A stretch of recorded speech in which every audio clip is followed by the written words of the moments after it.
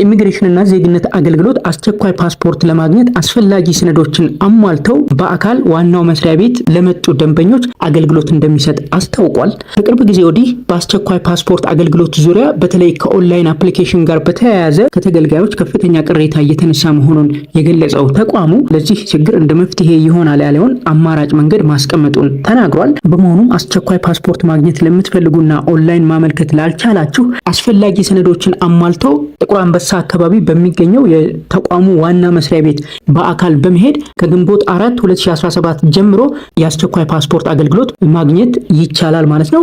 ይህ ጉዳይ የቅርንጫፍ ጽሕፈት ቤቶችን እንደማይመለከትም ተቋሙ አሳስቧል ማለት ነው። ስለዚህ አስቸኳይ ፓስፖርት ለማግኘት አስፈላጊ ሰነዶችን አሟልቶ የሄደ ደንበኛ በዋናው መስሪያ ቤት በተቋሙ ዋና መስሪያ ቤት ጥቁር አንበሳ አካባቢ በሚገኘው የተቋሙ ዋና መስሪያ ቤት ከግንቦት 4 2017 ጀምሮ መስተናገድ ይችላል ማለት ነው። ለአዲስ ፓስፖርትም ይሁን ለፓስፖርት እድሳት በአስቸኳይ ማመልከት የምትፈልጉና አስፈላጊው ሰነድ ያላችሁ ይህንን መረጃ ይዛችሁ ሄዳችሁ መስተናገድ ትችላላችሁ ማለት ነው። እንግዲህ ለአስቸኳይ ፓስፖርት ለማመልከት የሚያስፈልጉን ሰነዶች አሉ። መክፈል ስለቻልን ብቻ ፓስፖርት በአስቸኳይ ላናገኝ እንችላለን። የሚያስፈልጉ ሰነዶችን ስንመለከት አስቸኳይ ፓስፖርት ለማውጣት የሚከተሉት ውስጥ ቢያንስ አንዱ ያስፈልገናል። የሕክምና ማስረጃ፣ ለሕክምና የምንሄድ ከሆነ የትምህርት ዕድል ማስረጃ ወይም ስኮላርሺፕ አግኝተን ከሆነ የምንሄደው ያንን የሚያስረዳ ሰነድ ያስፈልገናል ማለት ነው። ለመንግስት ስራ ጉዳይ የምንሄድ ከሆነ ወይም ለወርክሾፕ የምንሄድ ከሆነ ያንን የሚያስረዳ ሰነድ እንዲሁ ያስፈልገናል ማለት ነው።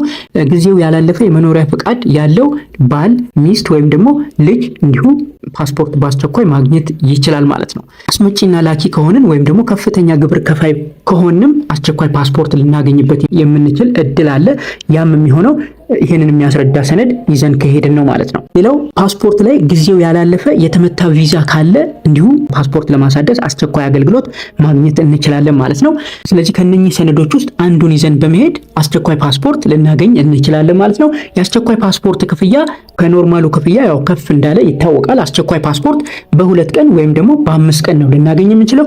በ2 ቀን ከሆነ 25,000 ብር ይጠበቅብናል።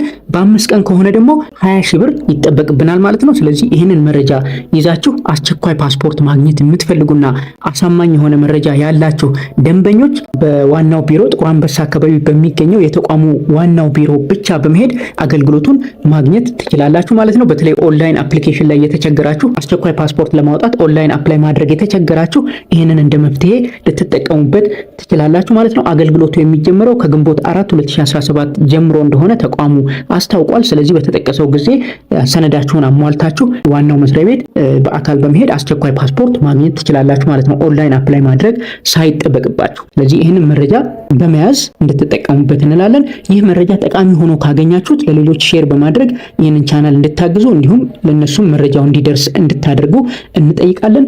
ይህ መረጃ ይጠቅማችኋል ብለን እናስባለን። እናመሰግናለን።